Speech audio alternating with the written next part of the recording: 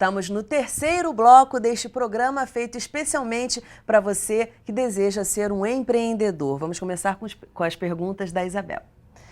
Então, é fácil conseguir crédito para abrir uma empresa? Como é que foram os primeiros meses assim, do seu negócio? É super difícil, né? Melhorou. Hoje você tem um cartão do BNDES que já funciona dentro do limite até 500 mil e estão querendo passar agora, acho que para 800 ou 1 milhão. Você já tem os bancos um pouco mais conscientes para essa questão do crédito, tem crédito universitário, ou seja, desde o mundo universitário o jovem começa a se acostumar com questões de acesso ao crédito. Isso já ajudou, mas ainda é muito pouco. Você vai enfrentar realmente, muitas vezes está na sua família o investidor, você ainda tem um patrocínio, e isso é normal, porque realmente você tem alguém que acredita na sua ideia. E pode ter certeza que é também por amor, mas é também pela vontade de dar certo. E se o incentivo parte da família, faz sentido, você não tem que ter nenhum problema em relação a isso.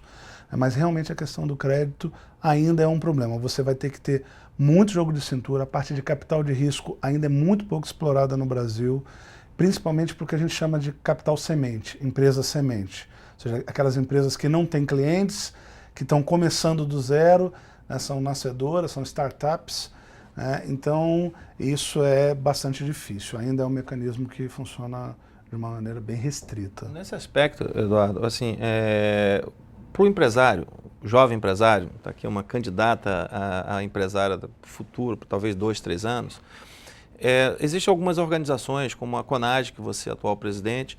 Como é que a CONAGE consegue colaborar e ajudar em estimular e fazer com que esses jovens possam ter maior sucesso nas suas empresas? Eu vou pegar um pouquinho que você falou de crédito e vou levar, por exemplo, para o mundo das incubadoras. O crédito, muitas vezes a gente associa crédito a dinheiro e muitas vezes está aí o segredo. Você trabalhar o crédito como você está aliado a pessoas que vão fazer a diferença para a tua empresa. Alguma pessoa que vai apadrinhar a sua empresa e vai te dar o primeiro contrato. Isso é crédito. É uma maneira diferente de te darem crédito. Então você tem as incubadoras, a PUC tem uma ótima incubadora, é uma das pioneiras do Brasil, você tem outras universidades. Então esse caminho do jovem universitário já foi bastante facilitado nesse sentido. O que o Geraldo citou, por exemplo, na CONAGE nós trabalhamos 3 pilares.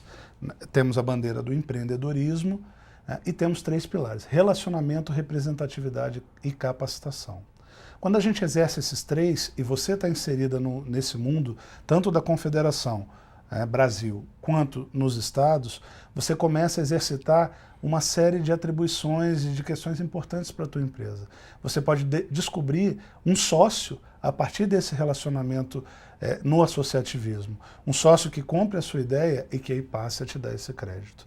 Então, você usar esse mundo associativista para você buscar de uma maneira mais inteligente um crédito, seja através de um sócio, seja através de um contrato por uma pessoa que vai acreditar em você e não vai te pedir uma carteira de clientes que você não tem, esse talvez seja um caminho bastante interessante. A CONAGE te ajuda muito nisso, os movimentos aqui do Rio de Janeiro também são muito fortes e esse é um caminho bem bacana.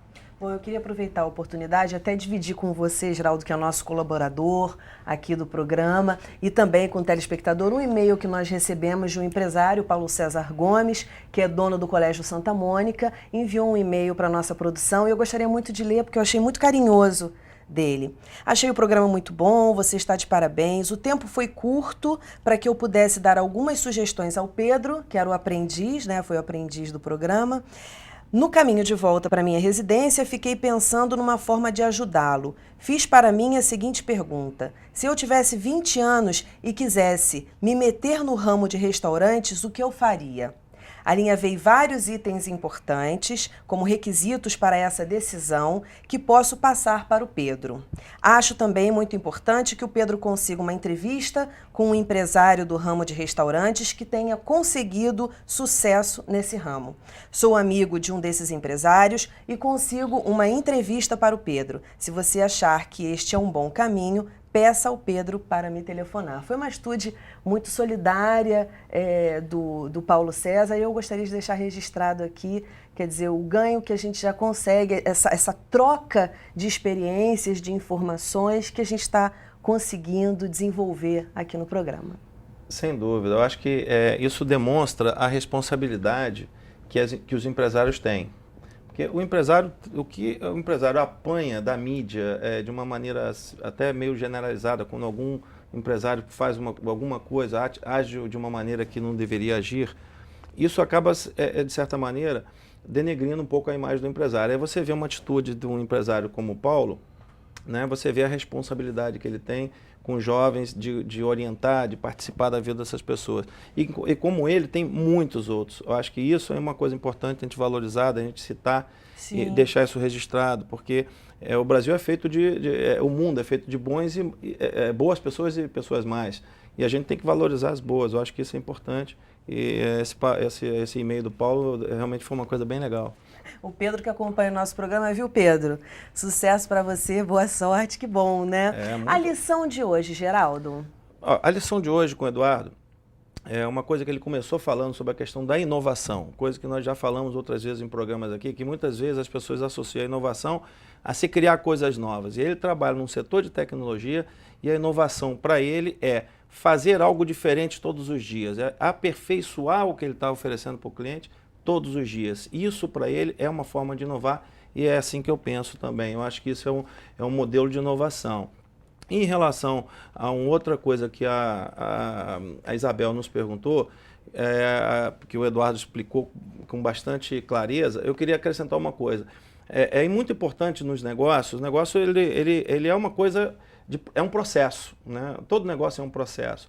Ele sempre tem um começo, tem um meio e às vezes não tem um fim. Ou mesmo que ele tenha um fim, depois ele se renova. Né? Então, é importante quando você vai fazer um bolo na sua casa, eu faço às vezes uma analogia, o que você faz? Você põe o bolo, aí você não sabe se o bolo está bom ou está ruim. Você tira, às vezes coloca um palito de fósforo, nossas mães faziam isso, né? Para ver, hoje não tem uns termômetros e tal, mas ela fazia, o que é aquilo ali? Ela está testando se o bolo está bom ou está ruim. Se não estiver bom, ela põe de novo lá.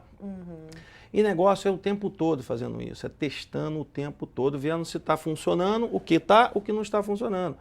Aquilo que não está funcionando, você refaz e segue em frente. Isso é que vai fazer com que o bolo fique bom no final e que o seu negócio progrida. Essa é a lição que eu acho que fica para nós com as palavras do Eduardo. Eu acho que eu queria registrar isso. Ok, muito obrigada, Geraldo. Como sempre, sua participação muito pertinente nesse programa. Muito obrigada, Eduardo. Parabéns. Obrigado. Sucesso para você, viu, Isabel? Obrigada. Como é que sai daqui hoje? Melhor, já mais determinada? Inspirada. Inspirada, que bom. O nosso programa já está acabando. Se você quiser ver novamente, basta acessar o site www.tvalerj.tv. Nosso novo encontro é na próxima segunda-feira, às 8 horas da noite. Uma ótima semana para você. Boa noite, bons negócios. Você pode fazer de conta qualquer coisa e ser mestre nela. Geraldo Neto.